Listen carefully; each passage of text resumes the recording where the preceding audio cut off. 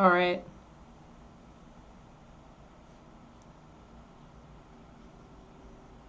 We're going to try this. Yeah, I mean, that's a no-brainer, Dabber. I checked the plugs of everything on my end and on the router end. It appears to be an actual, like, it appears to be an actual issue, connectivity issue in the greater network because our little modem was unhappily flashing red. So I don't know how it's going to go. So yeah, we'll just soldier forward. And I texted David to see if there's a way to. There isn't really a way to reset this router. Like you can hit the little button and it resets it, but like you can't like unplug it and plug it back in to like get that hard reset. No, I mean it's common. Just yeah, I live in an IT house, so I kind of get like, come on, of course I did. So I'm sorry.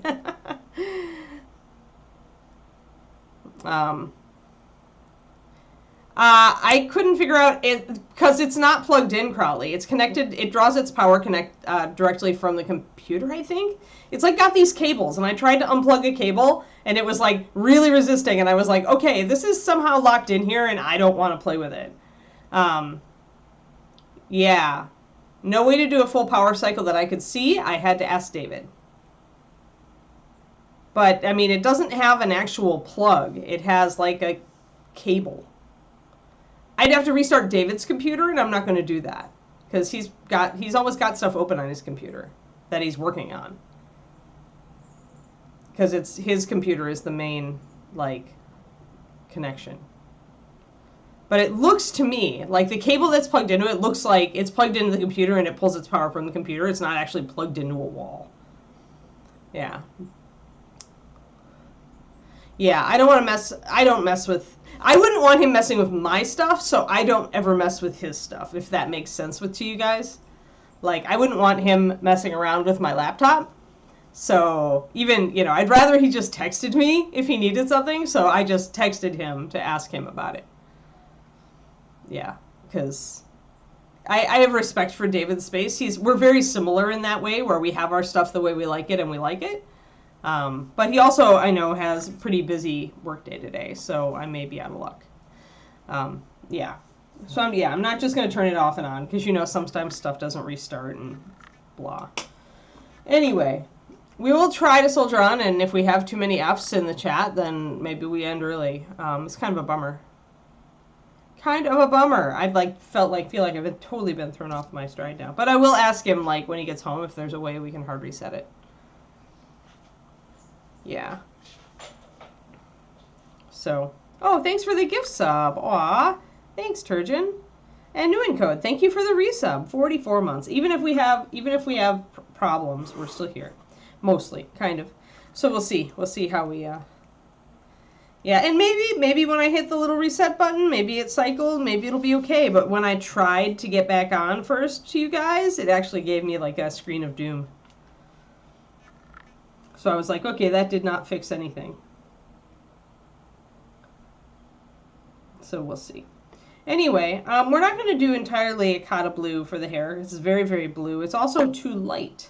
So we're going to actually throw some darker gray in it. We're going to throw some cloudy gray into it to make a starting color for a silvery hair.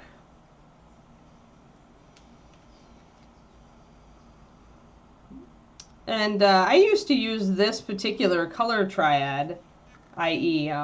Red, green, blue, an awful lot. Like for a while I was really on a red, green, blue kick in my painting life.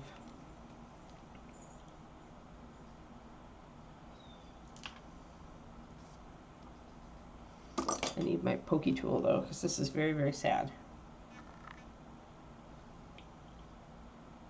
Oh, come on. Yeah, my water bottle is definitely having issues.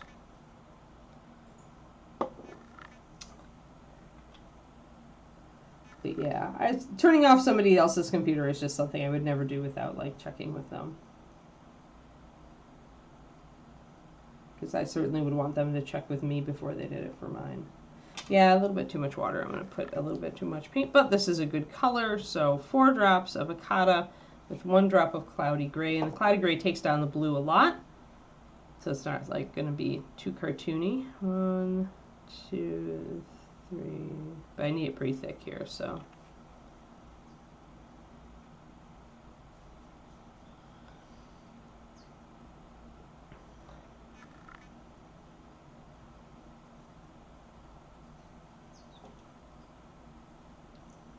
But, so actually, David, who works in ads, told me interesting stuff yesterday, because we were talking about Overwatch League, which is heading for a big reshuffling at the end of the year, just because it's been an unsustainable model for some teams. I don't know, other teams seem to be making it sustainable, but at any rate, the ad stuff, actually, when you are cycling through more ads, Pendrake, you are telling the platform that this channel is more lucrative, like that they like we should keep our partner status and all that stuff, because apparently platforms look at that, like it actually does matter, and if you have like ad income sharing, you're directly helping the creator, so because that's how YouTubers make money, right, is the ad stuff. So it's not, though it is annoying, it is also kind of not as annoying to me, because I know that, like, the ads are helping the creator, and the ads are indirectly helping the creator because they're telling the platform that this creator is getting getting views, right?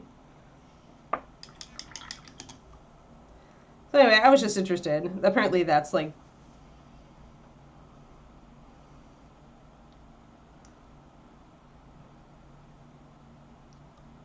right, okay, so you're forced to watch ads on Twitch, and you are kind of forced also to watch ads on YouTube, although you can skip some of them after a while. But apparently, like the number of streams and the number of viewers and the number of ad views actually matter as far as the platform. Like, if you weren't here watching, you wouldn't see that ad, and the platform wouldn't realize that you've got, you know, at least X number of viewers and that kind of thing. Like, it's kind of a measurement system. It's really weird, but it is a metric that apparently is worked into, like, figure out, like, profitability and stuff like that. So, I don't know. He was trying to explain it to me. As far as it gives your, like, yeah, it's weird. I don't know. It's like a monetization, like, parameter. It's, like, weird. Because even if you never buy anything, somebody will. So, like, if they get a certain X number of views, they essentially, like, factor that into earnings, like, ideas and things like that. It's interesting. I don't know. It's a totally different world for me. So we're going to get in focus because I got all distracted. Well, that's good. If it says that you watched an ad, then great. Oh, yay! And Turgeon with another gift sub. It's weird. Like, it makes sense on a corporate level. Like, David understands it because it's his job, right? To watch ad traffic, to essentially prevent like fraudulent ad traffic is David's full-time job. So he understands, like, you know, X number of viewers equals X number of viewing hours equals X number of ad views converts to X number of ads, you know, products potentially bought, adds to Twitch's perceived value in the eyes of advertisers, enabling Twitch to, like, keep going, and Twitch gets an idea of how valuable your stream is, you know, because you've got people watching those ads. Yeah. It's weird. It is a weird metric. But you know what? This all goes back to my grumpy. I had a grumpy this morning, guys. I really had a grumpy because, okay, I get that economic growth is a happy thing, and it means that people aren't losing jobs in general and things like that. But I think that we have this huge emphasis on, like, more money, more money, more money. Like, I see it everywhere. You know, it's like everywhere. And it's like, I saw an article this morning that Europeans are getting poorer, and like, the number one thing that caused this quote-unquote economic stagnation is the fact that they actually, like, place a high priority on free time. What's wrong with that? What's What's wrong with it? What's wrong with placing a high priority on our free time? What's wrong with making a little less money if we're still doing okay, right? I don't know. I mean, maybe it's just me. I mean, is it just me? Am I a weird one? Am I just a weirdo? Do you guys totally not, like, do you, like, think that more money is always better? Like, maybe a lot of people feel this way, and I'm just a wonky, weird person. But I'm just like, you know what? If I'm still doing okay and I have lots of free time to spend with my family, like, it's like partial retirement, right? Like when you take, you still work a little bit and sure you're making less money, but you get lots of extra time to play with your dog and see your peeps. I don't know. I just feel like the tone of this article was just like, it just made me do a double take. Yeah. Well, yeah, okay, but that's a little different there, Crowley, because what you're dealing with there, the writers and actors, is the fact that they're being like parsed out of more and more profits, and they didn't get a lot to begin with. And the Teamsters are on strike for things that are important, like as climate change ramps up, having actual air conditioning in their trucks. Like stuff that ought to be a no-brainer for those companies making all that money, and it hasn't been, right? Yeah. Yeah, agreed. I don't want to go too political, but I more just wanted to just talk about like, this attitude that leisure is like poisonous, that like all those people like the workforce we lost during the pandemic, and nobody is talking, like for a while people were talking about it, but now people aren't talking about the fact that, some of those people just decided that it wasn't worth it, that they were just going to, pick up some part-time jobs or work for themselves, right? And because they got more time with their family and they got more time for themselves, and they just don't want to go back into the rat race, you know?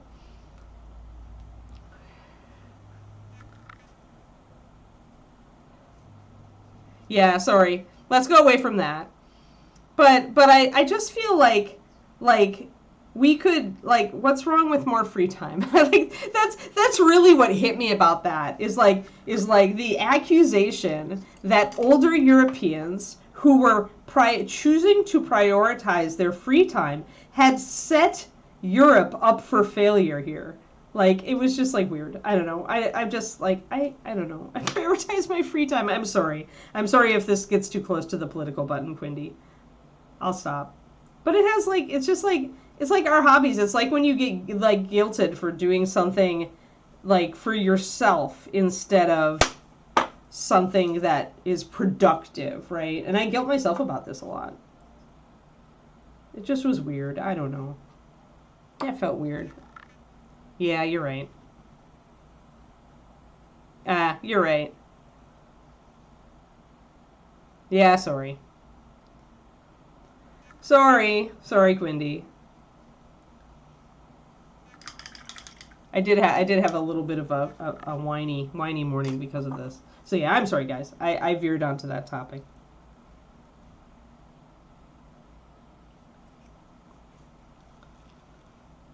So I've got a little bit of a troublesome spot in the hair here. Just a little bit of a kind of a bit of a blorf in the plastic. I'm not sure if it was a vent, but it's a rough spot for sure, and I didn't notice it before. So I'm trying to carve at it a little bit with the knife. And the problem is getting these little burrs of plastic that I have to get this. But yes, I'm sorry. I had my outburst. I'll go back to painting now. But dang it, people, if you need to take free time for painting miniatures, do it! Do it. My God, do it. Okay. So we're getting all these little boogers of plastic, and you could get frustrated with this very easily, but don't get frustrated. Just keep working at it. Now my job is to get all these little boogers of plastic out of here, and then put a coat of paint over it and see if I've done anything useful. And if it really still looks bad, then I'm going to have to go to green stuff probably.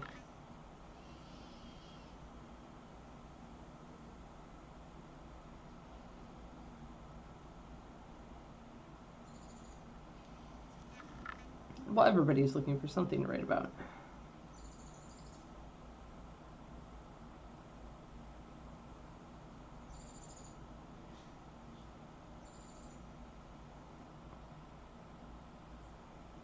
So yeah, so pretty much I'm using the tip of the knife to scrape away here, trying to get that rough spot evened out. And I may just make it worse, but it's you know, if I'm gonna have to green stuff it anyway, then for me it's like, well, why not, you know, just do it. I'm gonna take a stiff brush, and that'll help me get some of these paint boogers out of here. Now I can see a couple of those little plastic things stuck in there still. There's no undercoat. This is all plastic. I paint directly onto my Bones USA. Because Bones, even though technically Sidecast is different material. So essentially, it's just the plastic. Oh. Oh, I see. You guys are talking about the Citadel undercoat. Yeah. Yeah, the shelf life is kind of, okay, I can't speak to this for sure. But let's just say that back in the Dark Ages, when Games Workshop had to choose a bottle type for their paint line, I had heard from people on the inside that they chose the flip-top bottle because it would force dry out. Essentially, they wanted a paint that would dry out faster so that people would have to buy more of it. So I'm not terribly surprised that the undercoat sprays do not have a great shelf life.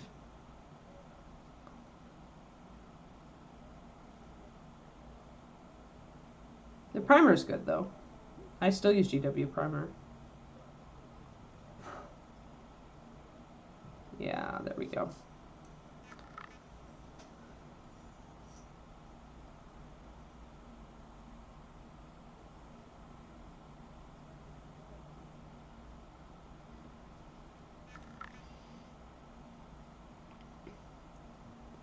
Oh, really? Did their white primer get bad?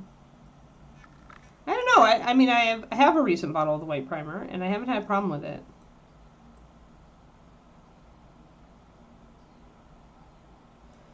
GW Undercoat has been actually one of my top 2 for a long time, the primer, I mean. Because I have actually much less problems with it than I do other primers. Okay, so if I had just taken out the green stuff, we could have fixed this so much faster. But no, I'm like, oh no, but I have to wait for green stuff to dry.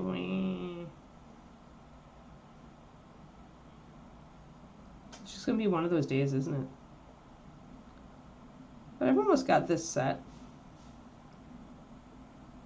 Almost got all these little gritty bits out. Get out of there, gritty bits. Get out.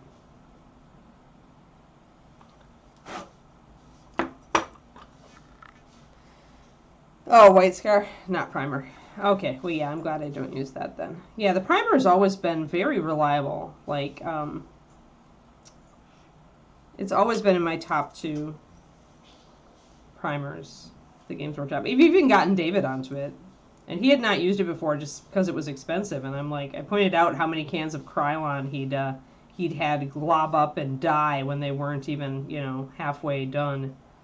And then pointed out that the cans of GW primer that I kept buying were being used like right down to the last dregs and had never clogged.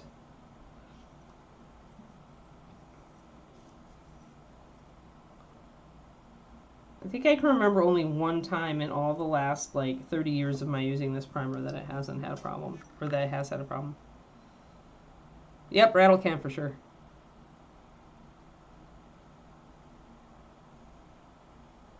Well, yeah, the paints are different. Oh, I just stabbed myself. That's not good. Hopefully it's not bleeding. If it's bleeding, I'll have to get a Band-Aid. But, no, the paints are, okay, the paints are the paints, Satanic Jesus. They've always had a problem with inconsistency. Even when I worked for the company, I remember getting 2 bottles of Dark Angel Green in 2 different batches, and they were, like, noticeably, in the bottle, a different color. So yeah. So Citadel paints are a totally different beast. And the primer, I actually, even when we've let them sit, like primer I've not had a problem with. Any of the other spray cans, I haven't tried their base coat cans, so I don't know. But the primer, I've never had a problem with. 4 different shades in 3 years. Yep. Exactly. All right, I almost think I've got this. But yeah, I don't endorse Games Workshop paint. I don't endorse it because it's like substandard or anything, although they do have an inconsistency problem, as you point out, with the colors. I think almost every paint company does actually have a problem with inconsistency in their colors, but except for mostly MSP, but even MSP has had slide in some colors over time, which usually we have customers who are nice enough to point it out and we've corrected it. I can remember only one color that actually got that complaint, and I fixed it while I was still at Reaper. Over 50. I don't feel like 50 is a lot of goblins. I mean, relatively speaking.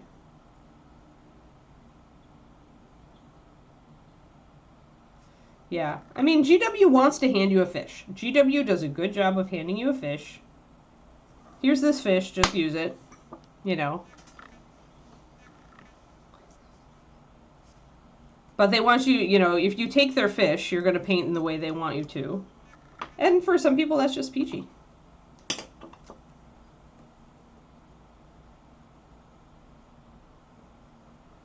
mean, it's not for everybody.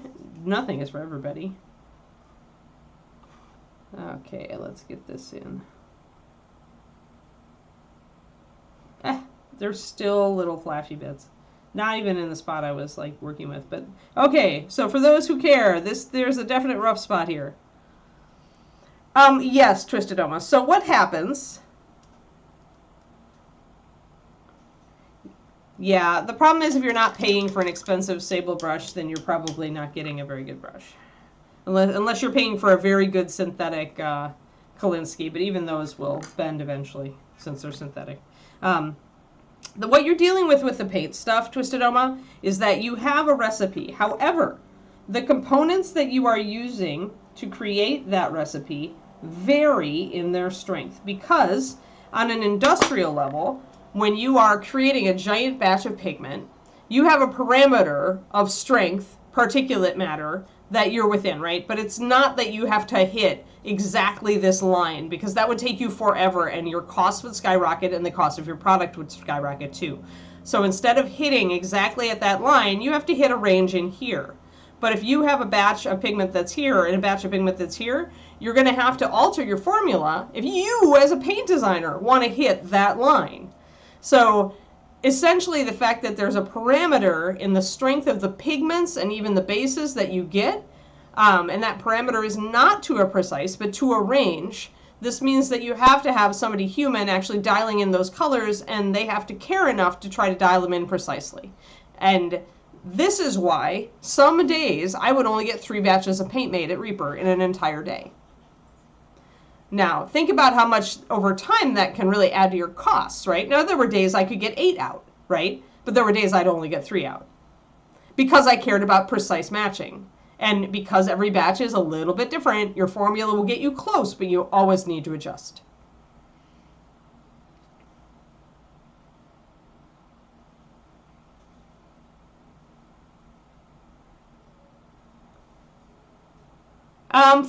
I would never get brushes that small, Satanic Jesus. I would never. Reaper does those brushes because people do want them, but you don't need something that small. And in fact, when you use something that small, it works against you because you don't have enough bristles to actually hold enough moisture to keep the paint wet in the brush. So I'm going to go against here and say you don't need a 40-aught, 10 or 20-aught, 20 at the absolute most for very thin paint. Or where you're just going to get 1 dab of paint and put 1 dab of paint down because it's going to dry in the brush really fast. That's physics. But that said, Reaper's brushes are still a Kolinsky. They are, I would say that they're close. They're not, but then again, I have problems with Winsor & Newton. Don't ask me about Winsor & Newton Series 7. Ask me about Da Vinci. So Da Vinci and Raphael are the best brushes I've used. But technically, the top 2 grades of red sable are both Kolinsky, and Kolinsky is the highest grades. That's what you want with miniature painting. I used to use the OT5, the 0/5 of the Reaper black-handled Kolinsky sable brushes. I used those for everything when I was staff painting for Reaper. Like, that was my workhorse brush. And they wore pretty well, and they lasted a decently long time. So are they a good brush? Yes. Are they at the level of the highest Kolinskys? I don't know.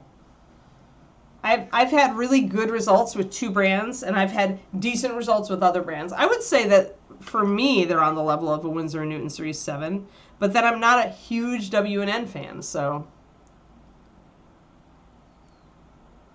Oh, see, that's just, yeah, that's why I gave up on them. Like, I've never had, yeah, so I've never had if you use Raphael's, stay with Raphael's. There's like, why would you switch? Why would you switch if we're already using the top of the line? Unless you want, like I said, a workhorse brush that's still going to hold a good point, that's going to be, you know, just something that you can kind of abuse and work with over time, you know, and you don't care so much if it wears, because Reaper brushes are a little less expensive, right? So that would be a good reason to use them, would be the price point.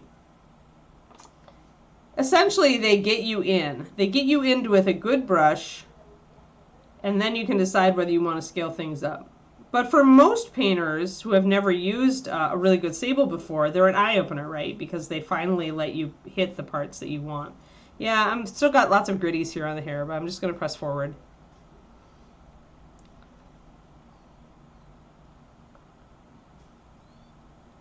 Yeah, I'm not a fan of Rosemary. Their brushes wore really fast when I got one. I was not a big fan. But yeah, cheap. Rublev is good. Like, Rublev for detail work, the shape is really good. I don't know how mine wear because I don't use them very often. I have a couple of Rubelevs. But in general, guys, if it's a Kolinsky sable, it's going to be one of those top 2 grades. And after that, the only thing that's different is the shape of the brush, how it's made, right? And so the shape is going to matter to you. People don't talk about this enough, by the way. The fact that if you use thicker paint, you should be using a thicker brush, not a long skinny brush. And if you use thinner paint, use a long skinny brush and a smaller brush, and you'll get better results. So ideally, you have a bunch of different shapes and sizes, and you switch it up according to the technique you're doing.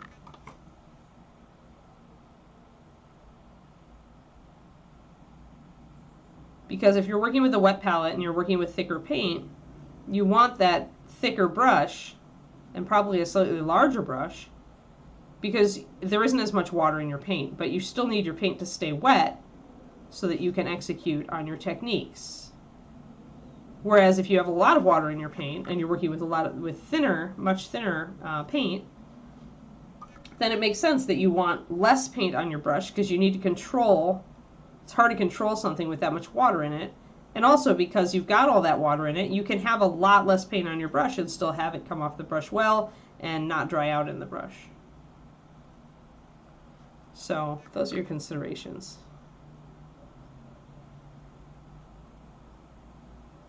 Oh, yeah. Oh, they're different. No. Turgid. It's all very different. Actually, I did my brushes video on my YouTube for this reason. But no, a 1 in any series is different from a 1 in any other series, and a 2 and a 3. I have a 0 Raphael that's bigger than my 1 Da Vinci. I'm not going to spend a lot of time on this because I've gone over it before, but the one on the right is a size 1 and the one on the left is the one on the right is a size 0 and the one on the left is a size 1.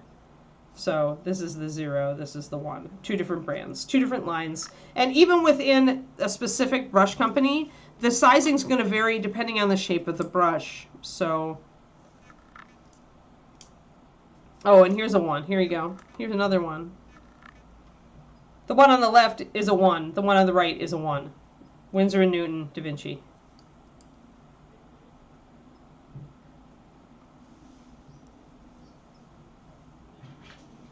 Right, but even this Winsor & Newton is bigger than the Da Vinci. But yeah, Raphael's do tend to be bigger. But I don't want to give an absolute on that, right? Because it's like tend to be, but not always. And yeah, it's just, yeah. I always tell people that, oh, it's got a point. It's got a point. I just let it fluff. Just because a brush is this does not mean it's a bad brush. In fact, usually it doesn't. It just means you've let your brush dry out and you haven't put conditioner in it. I mean, you never judge a brush when it's dry. You always judge a brush when it's wet. But that said, when you see a brush that poofs like that, what you're dealing with is a bigger bodied brush. So this belly of the brush goes up farther. There's the taper is a lot less sudden, and it goes toward the tip. So this brush is meant to hold a lot of paint, and it's not necessarily meant for detail work. Because it still like gives you a relative size. I always tell people if you go for a 0 in any brush, if you go for a 0, you're going to get something useful in miniature painting. And that's around the spot you want to be. Is like from 0 down to 00 or off 5 or whatever the next stage, or off 3, whatever the next stage is. 0, one stage down, 0, one stage up. And that will give you a good range. Then after that, you could go to a number 2. See, this is the Da Vinci, but it's still fluffy. But it's not fluffy once I load it up. And here, we've got more of a taper. Less of a fat. So see how the brush is shaped slightly differently. These are a number 1 and a number 2, and they're comparable in size. But yeah, it's all relative within the line itself, Pendrake. And you just learn which brushes have the thing. Brush manufacturers didn't like get together and all say, let's standardize, stuff at the beginning. That's why, like, you have numbers within your company, but why would you have gotten together? It's not like every brush manufacturer was going to get together and set a standard. And now everybody knows what they've got, so they can't set the standard or they'll confuse all their customers. But yeah, so always look at your brush when it's wet. Never judge a brush when it's dry. You'll think it's a bad brush if you do. After the brush gets worn in a while, like a lot of my brushes, but I do shape them after. Like these all stay sharp, but that's because, 1, they're worn down a little bit, and 2, I've shaped them after painting with a little bit of brush conditioner or whatever. So, or I just was using them and they're still damp. But anyway. I am using Windrunner right now. Yep. All right, yeah, I forget who that was, but that was back when I was winning Golden Demons. Back in the day, man. Ages ago. You know what I need? I need a file. You don't. You just need a brush with a good tip. I talk about this, okay, on my YouTube. I have Fundamentals of Miniature Painting, and I talk about brushes. And the fact is, you do not need small brushes to mini paint. The smallest brush I use is a size 1. Okay, I lied. There is a size 0 Winsor Newton, but it's the same size as my size 1 Da Vinci. So this is the smallest brush that I use. It is about the height. It is more about the height, from the height of the shoulders to the top of the head of a mini. But the key is you need something with a really good tip.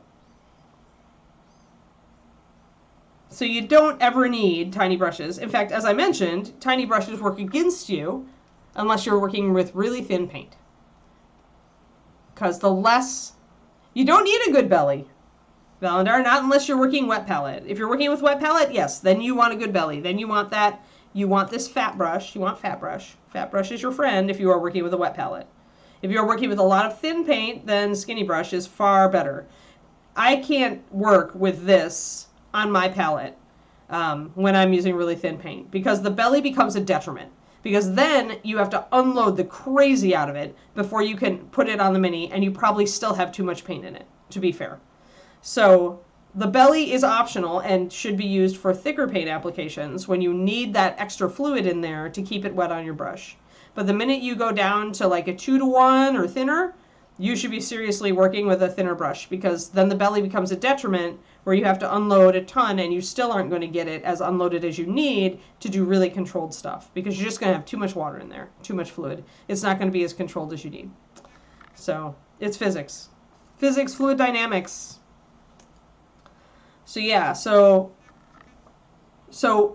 and if you are working with thicker paint, this brush is going to be a little bit too thin for you, right? So, lol. You want your belly still. Your belly needs to eat tasty foods. I get it. I get it. We all wish we had less belly. But anyway, what was I going to do? Oh yeah, I was going to go to the file because I'm still annoyed at this hair. 1 second while I get my file. I have tiny little diamond files, and I'm thinking I could take some of this grit off of there with the tiny diamond files.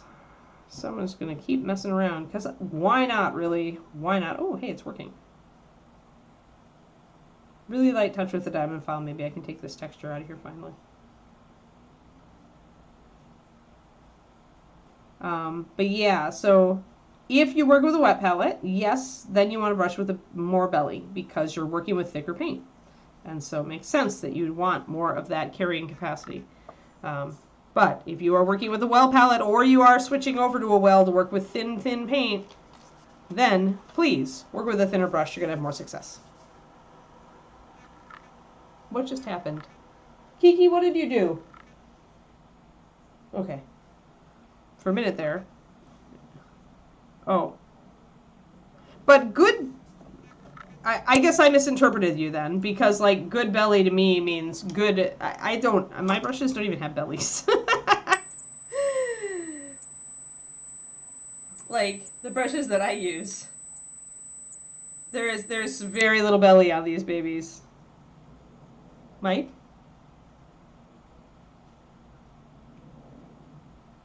What happened?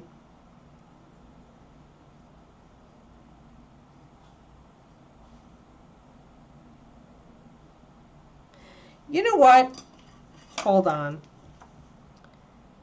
1 second, guys.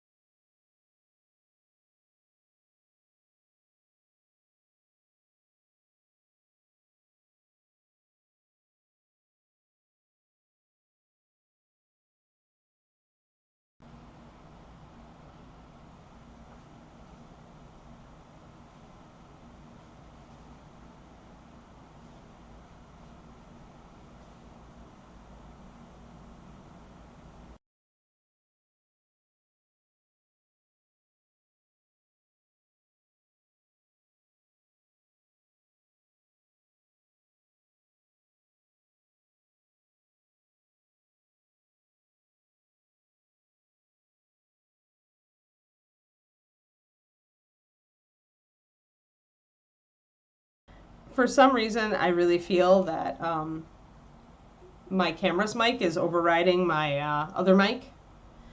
Yeah.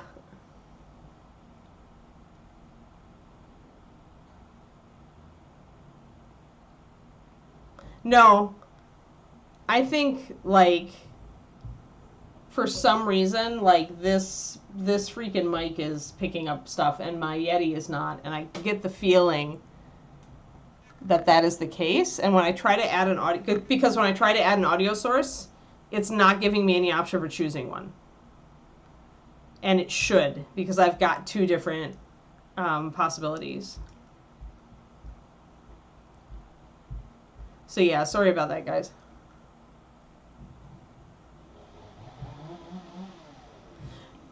Weirdly, I heard other stuff. Like, I was like, you remember how I was just kind of like, what's that? Like, it sounded like the fan kicked into overdrive too during that time. That's weird. I don't know, but I think my whole setup is kind of messed up here. Anyway, I use brushes with like no belly, so I don't know what a good belly is. But my point is, if you're using really thin paint, you don't really, like, you can use tiny needle brushes, and it works really well because then you don't have to unload them very much because you're not holding on to a ton of paint. These are really worn, but that's kind of my point right there. So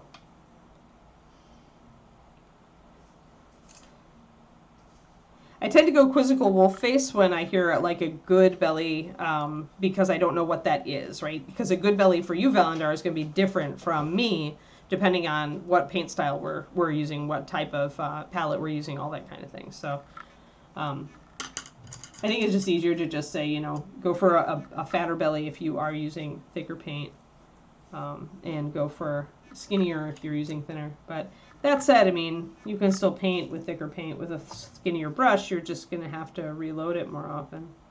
Yeah, this hair is really screwed up. I'm going to have to green stuff it. Grr! Grr!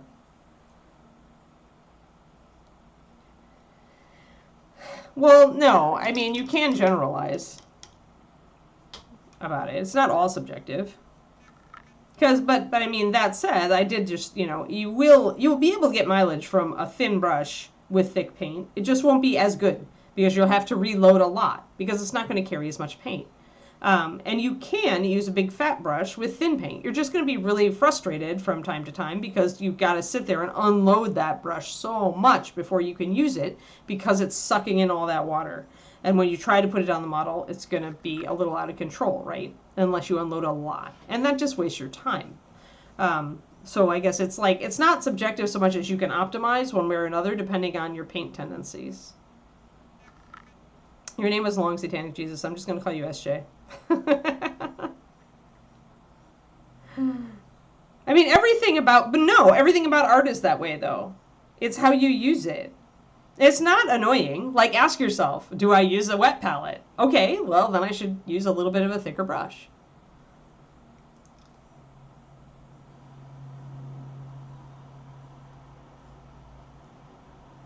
Yeah, so you like a moderately wide brush, probably, Valandar. No, never. Okay, not never, but almost never.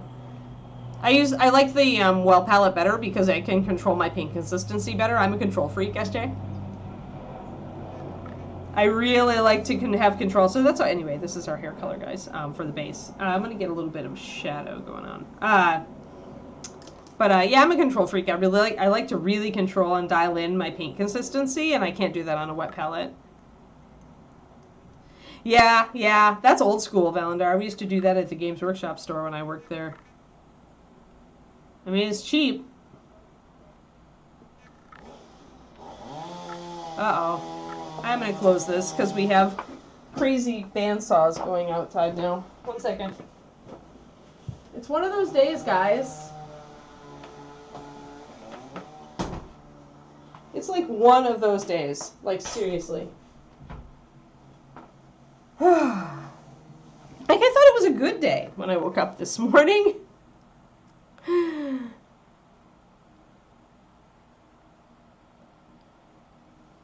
Yep.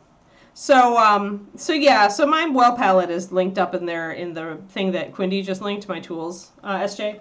And it's a multiple well like this. So the wells are really small. You can see I fit my finger in one. And this is on purpose because you don't have to use as much paint and it stays wet. The point here is, again, we're going to talk about physics, evaporation. So a deep, small well, you can put, I usually work with about 5 or 6 drops of paint and then like 2+ drops of water. And that makes a nice deep puddle. And the deeper the puddle, the less surface area is exposed to the air. So essentially the slower the evaporation. So I can dial in my paint to the consistency I want, and it stays that way for at least a half an hour, usually closer to 45 minutes to an hour, depending on ambient humidity, temperature, and all the rest of that. So I always tell people when they're starting, they should try out both palettes, because it is really hard to get a gut instinct for paint consistency using a wet palette. You have to use it a lot. Like, you will get it eventually. So if you like everything else about the wet palette, maybe stick with it. But you're going to take a long time probably to really nail the feel of what do I need this to be for textures? What do I need this to be for layering? What do I need this to be for glazing? All of that. Plus, doing glazes on a wet palette can be challenging because the paint like spreads out as soon as you mix it, and you usually only get one good brush full, and so it's hard to. A lot of wet palette painters will go to a well if they have to mix a lot of a glaze or a wash. So.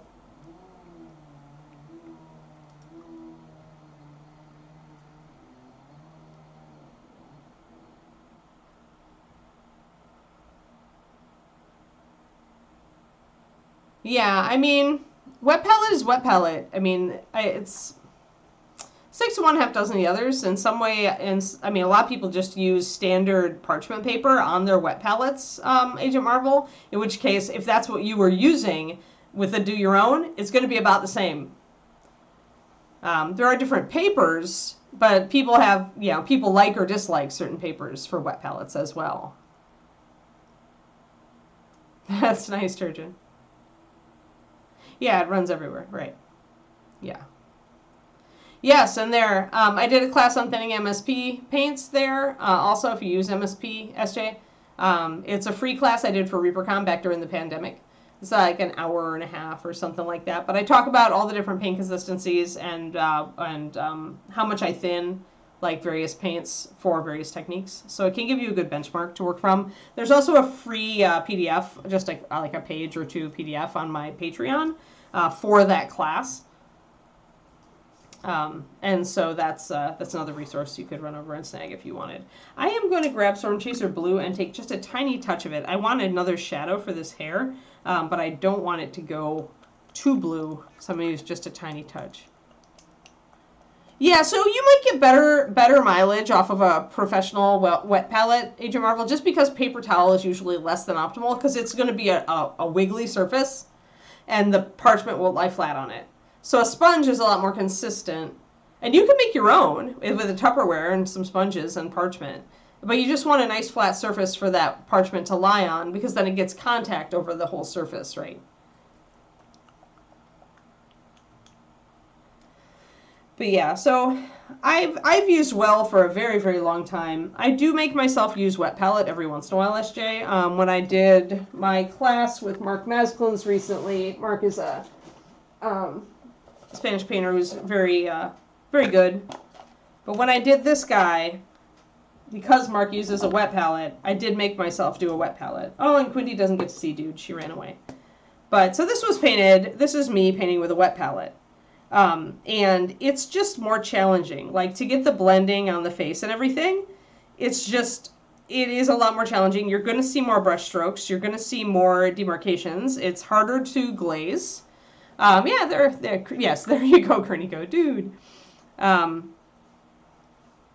Yeah.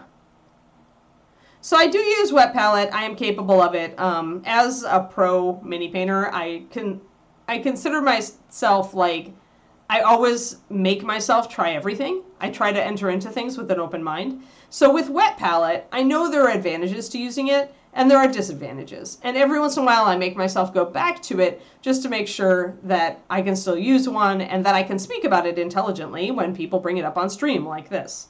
So it's just like, but it is a challenge to get smoothness if that's what you want, and to get those glazes.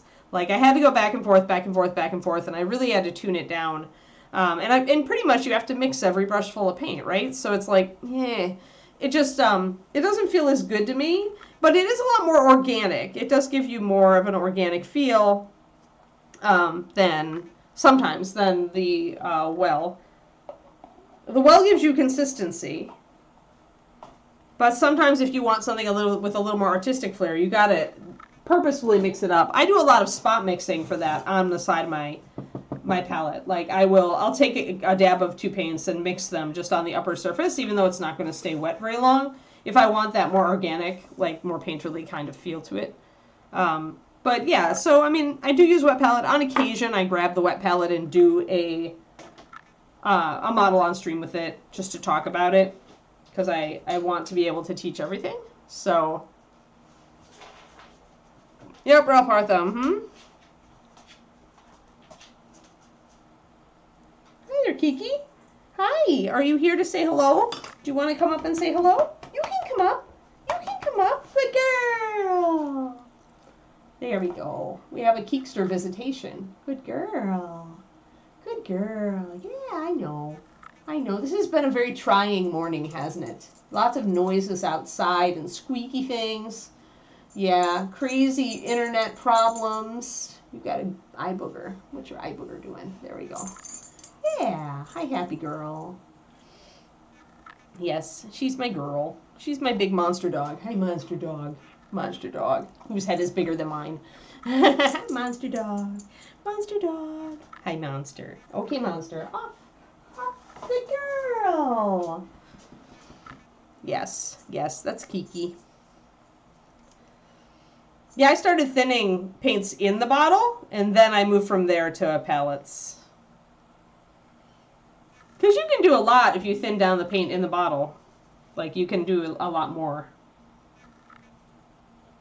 So when I had pots, I would always add water because I like the consistency better. All right, we're going to take just a little bit. I had to get my pokey tool, but we're going to take just a little bit of the Storm Chaser. And we're going to plop it just on here.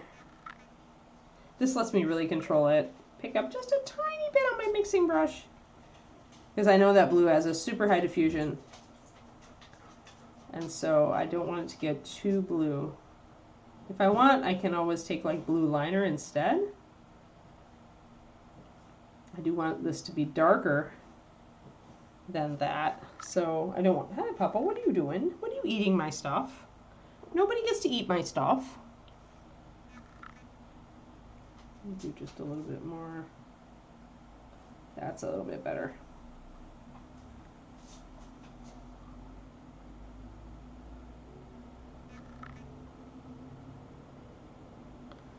Yeah, you can do wet blending with either.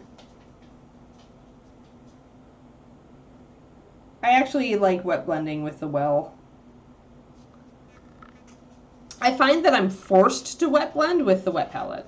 Like, if I want to get blends, like on that bust I just showed, I have to wet blend. I have to do spot wet blends.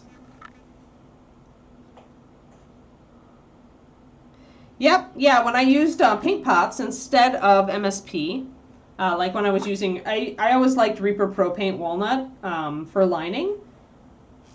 And it meant that I didn't always have to mix up my liner, but this is before we, you know, when we were still early in the production process for MSP and I didn't have a walnut brown yet in MSP and Pro Paint was still out. I would pre-thin. I would add flow improver and water to my bottle, my paint pot of walnut brown so that I could just open it and use it for liner.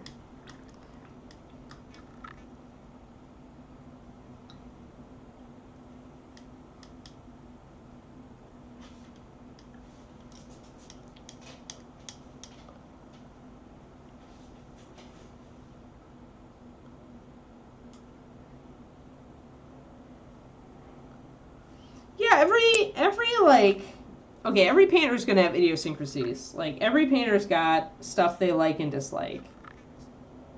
Still tuning this. That's about right. I'll do that. And like, you know, you don't have to take what they say as gospel, and you don't have to like, you don't want to just scoff at it either. I mean, there are always reasons why people like or dislike a given technique or product. And sometimes those reasons are very particular to them, and sometimes those reasons are, you know, a little more universal, and maybe it's something that you can learn from. But yeah, and the problem is with the wet palette is water will wick up into the paint too, Tarzan.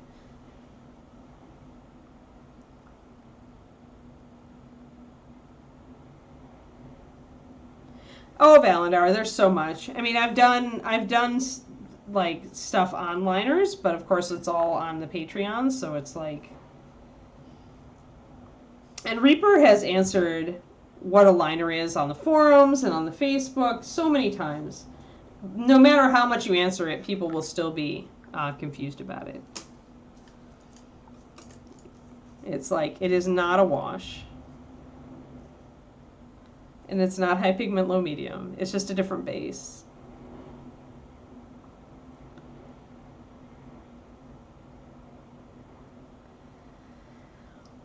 Yeah, I mean, using something like this, and I know they're available in Europe as well as the U.S. I get this one from Cheap Joe's Art Supplies here in the United States. It's a 28 well palette, but they also have smaller ones. But just get one of these that has one, you want it to be ceramic because it's going to be so much easier to clean, and two, you want it to be these small wells. Other than that, though, give it a try. I mean, they're not very expensive, these palettes.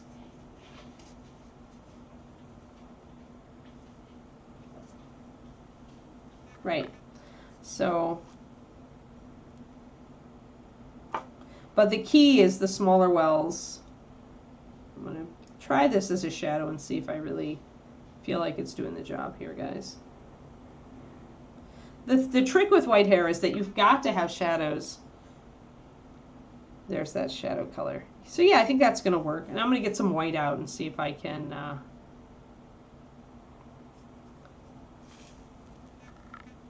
highlight and have it look the way I want it to. Probably still going to have to green stuff this area back here. It's very annoying. So you need a shadow, but you can't have it too dark or it won't look like white.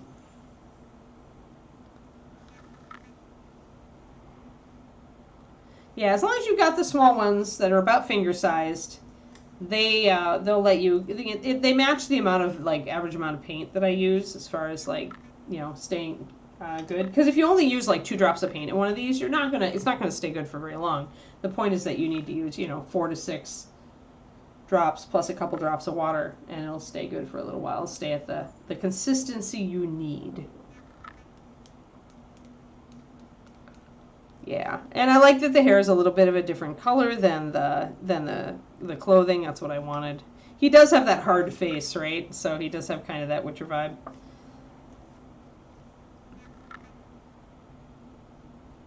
All right, got some white. But yeah, I mean, try both palettes. Understand that both palettes have strengths and weaknesses. And the only real determining factor in what you use is just like brushes, it's going to be your style. It's going to be what works for you. And a lot of people think that this is painful because you can't just give somebody an answer and have it work for everybody. But in reality, this is what's so fun about the arts. Like, it's just an opportunity to try a new thing, and we all like trying new things. At least most of us do. So instead of like thinking that it's annoying that you have to figure out what works for you, understand that like this is really cool. It is what works for you, and nobody else can tell you that it's a bad choice if it works for you. Or they'll try to, but you can just ignore them. But I mean, your goals are going to be different from mine if you're like, or they're going to be different from somebody else's if you're doing gaming painting and they're doing display painting, or vice versa. If you're working with a particular palette and they're working with another one, and if they're trying to get, more brush strokes and you're trying to get more smooth. I mean, it's all just comes out. Yeah, everybody goes through the phase of working it out. Exactly, SJ.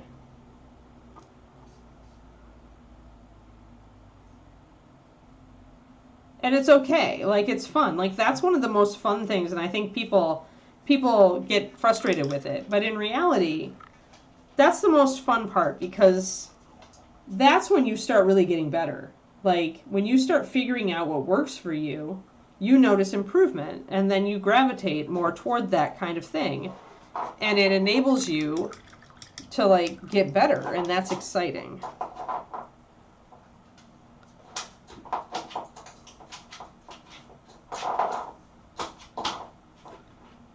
Yeah, well, I mean, my Tyranids are not going to be all display, but my big model Tyranids are going to be display level. Because I enjoy that sort of thing.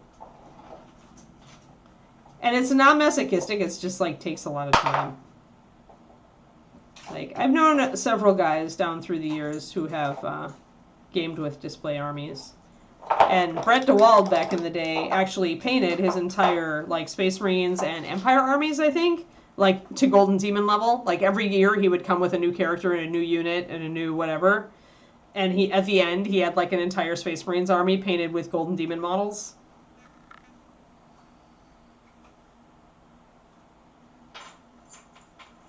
Yep. Yeah, Kiki's making noise with her bones, sorry.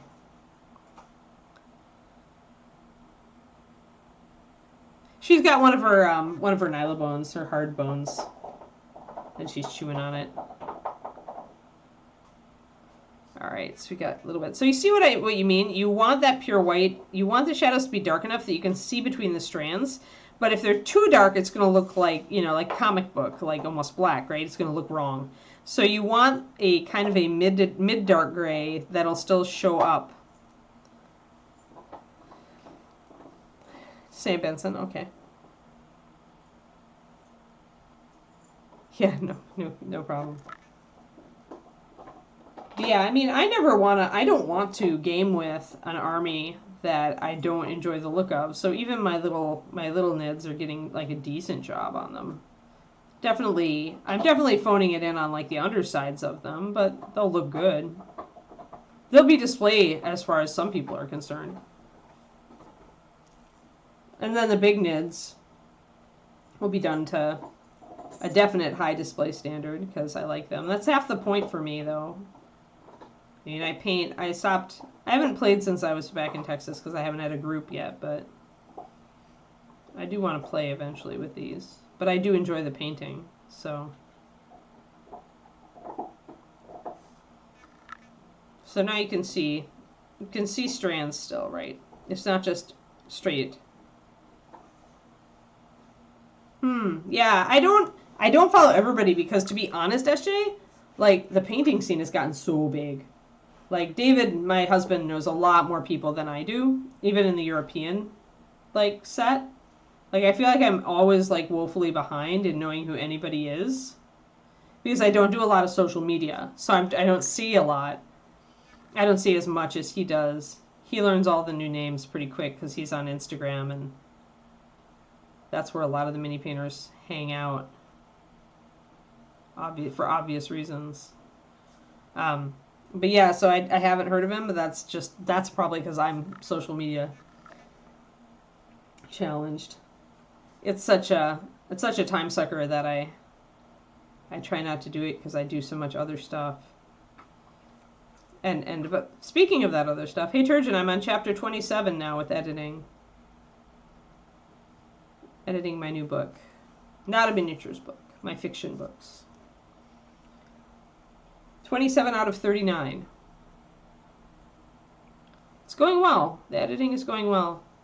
My new editor picked up an idiosyncrasy that I had that I didn't know I had, so that's really good. There are so many painters. It's so hard to keep up with all of the talent out there.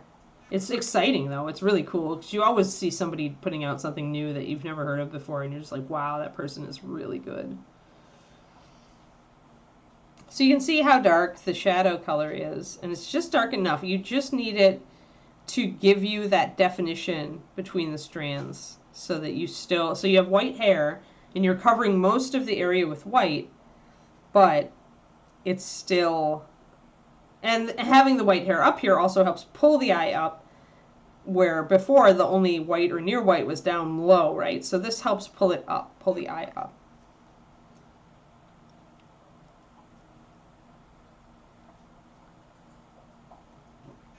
But yeah, so the book is coming along. I'm going to get at least 4 or 5 chapters today, so I'll be into the 30s.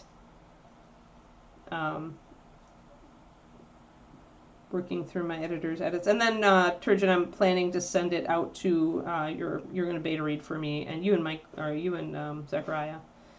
And so I will have the book out to you guys by the 1st.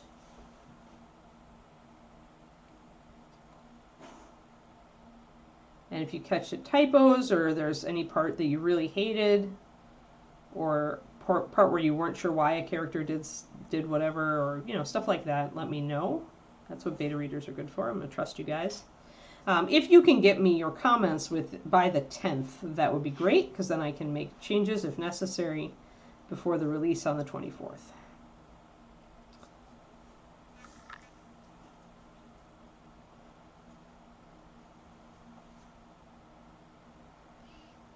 I mean, it's both, SJ.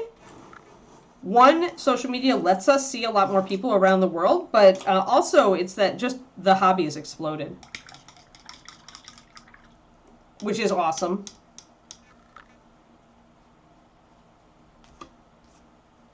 Like, painting as a hobby, outside of being attached to gaming as it was for so many years, painting has definitely gotten bigger.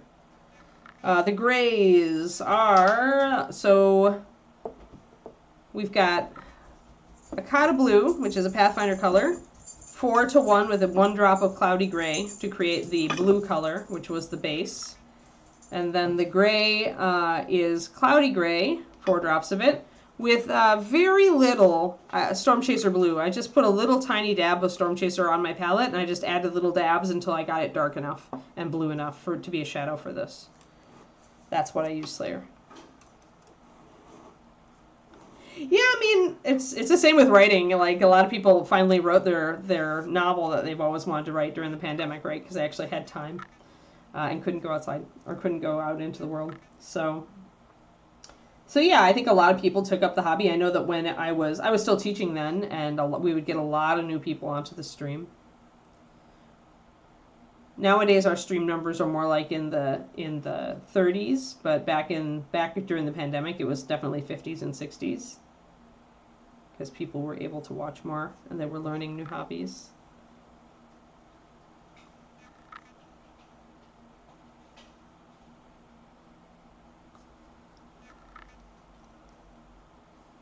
Yeah, music as well. Yeah, all the creative things that people didn't otherwise have time for, they did during the pandemic, and then, and that's really cool.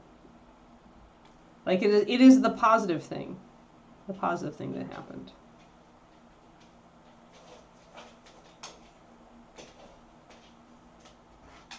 But yeah, I mean, it wasn't just that, though. The hobby's been growing for years. Like, that's why Reaper has grown. I can speak to this because I've witnessed how much Reaper has grown. And I mean, we were seeing international work a bit before, just not as much as we can see now as quickly, right? Like, because there were still like forums and stuff where people across the world were posting their work. But now you step out there on Instagram and you just get bludgeoned with so much good stuff. Or the Reddit. There's some good people on the miniature painting Reddit. Or Facebook. A lot of people still doing Facebook. So you can see just the base blue, and then I'm just going to use this to bring in more strands. And if I lose some of my definition, I've got my gray, I'm going to bring that in. But yeah, so watching how Reaper has grown over the years, I can tell you with confidence that the hobby has gotten bigger. A lot of that is awesome diehard older nerds who are having kids and getting their kids into it. And that's the nice thing about mini painting is you can do it with your kids. It's something you can do together. So if you enjoy painting, it's really, and your kids want to do something with you, it's really easy to get them into painting. And a lot of time with mini painting, as with many artistic pursuits, you kind of drop it as you go, to college and you get into other stuff, but then we see a lot of people who come back to it. Like, they just come back to it. They're like, you know what? I used to do this. I really liked it. I'm looking for a relaxing hobby, and I just want to get back into it. So we see a lot of that, too. A lot of people cycle back in after years of, like, getting through school and starting, a life. And then realizing that they really need something to detox with. And painting is great detox, so it's a really nice, relaxing hobby.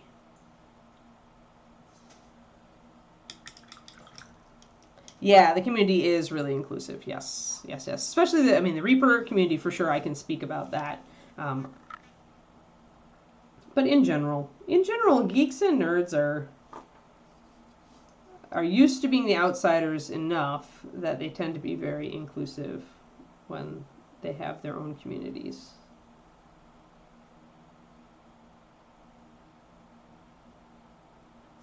So brightening up the whites on top of the head, I've got a nice shadow here. You can see that coming through there. White hair is a little easier than some others in some ways because you really just want most of it to be white. You just got to keep an eye on your proportions, make sure you have enough shadows, enough strand definition. Yeah, they can be both ways, Mellonir. That's true. People are people.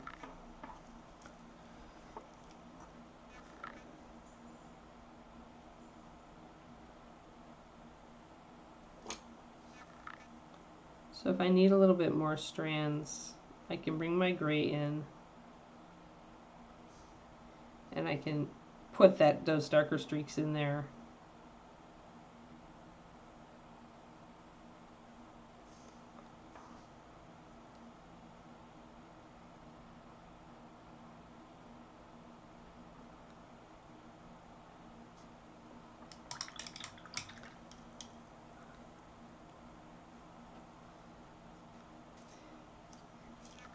But yeah, in general, we tend to be pretty good. But I mean, you can find that in any, it's just human.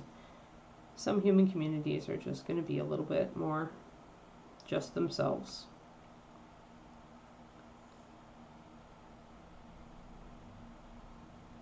But in general, especially if you are in the Reaper community, we are very inclusive.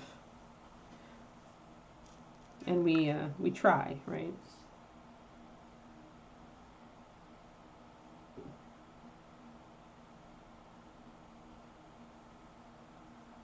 And here in the US, at least, women are a very large part of the mini painting community, which is great.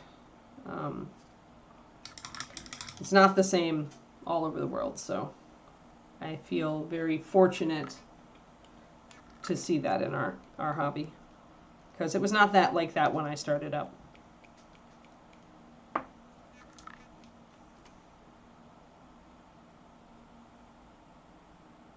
I went to my first Gen Con in 1990, and the ratio of men to women was probably 100 to 1. And most of the women I saw were wheeling like baby strollers and stuff. They were there with their husband or boyfriend or whatever. But that started to change that year a lot. Like the shift was starting, like it was just at the beginning.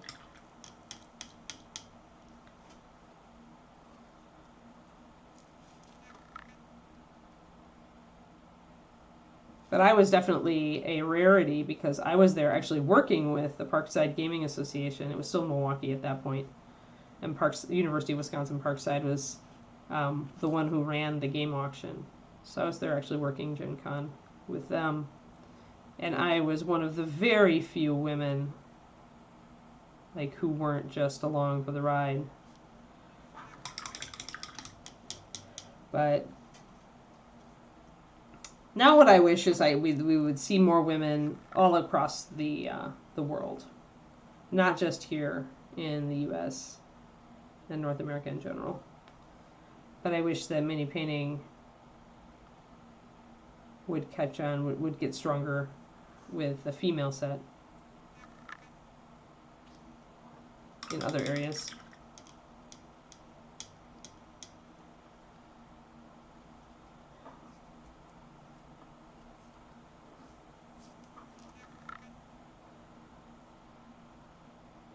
Yeah, I always ask that. I've said this before, but I always ask the Europeans when they come over to teach. I'm like, so how many female painters are there where you are? And they're just like, not really. And I'm like, have you ever found it weird that when you come over here, you get a lot of women in your classes?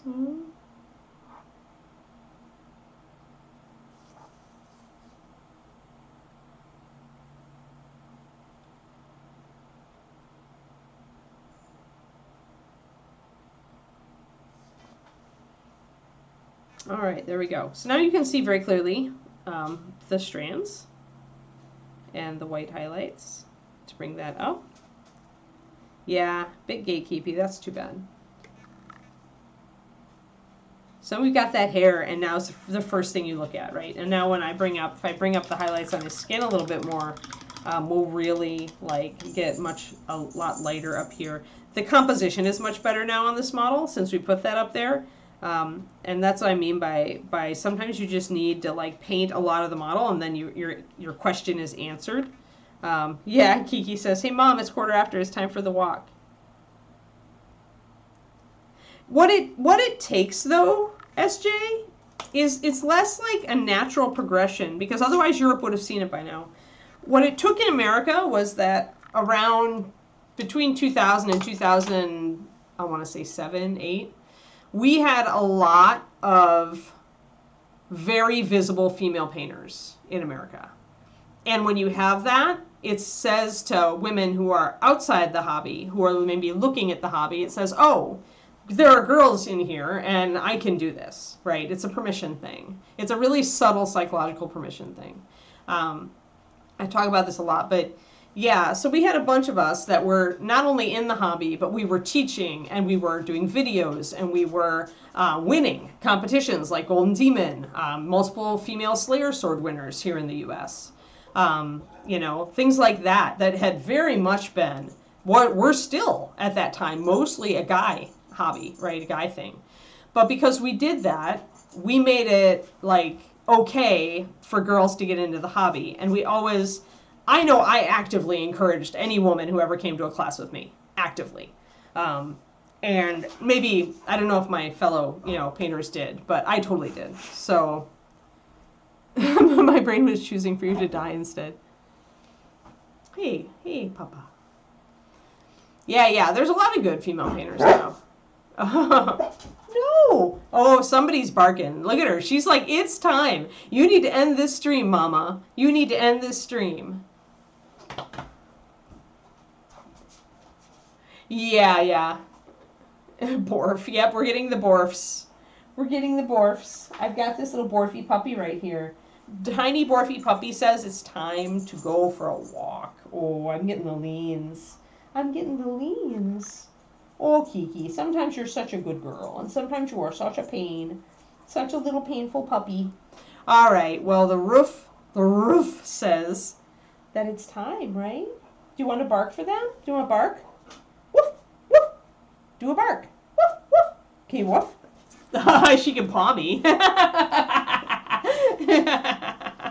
All right, Kiki says it's time to end the stream, and since the hair is in a good place and our color composition is looking much better, we're going to do it. Yeah, Kiki says, I am the timer. I'm the alarm dog. Are you the alarm dog, Bubba? Oh, are you majestic? Very silly. You're very silly. She doesn't know how silly you are. Yeah, such a silly, majestic dog. Okay, can you off? Can you off? I got to end the stream. Got to end the stream. Good girl. No? All right, thank you, everybody, and we'll be back tomorrow. Tomorrow it's either going to be Mouseling Day, or I'm actually waiting for my cosplay to come because I want to do a bigger base on this guy. So since I don't have my cosplay yet, I think what we'll probably do is start a new mini. So, ooh, which mini will it be? Which mini will it be? We'll find out tomorrow. Cliffhanger. See you all then.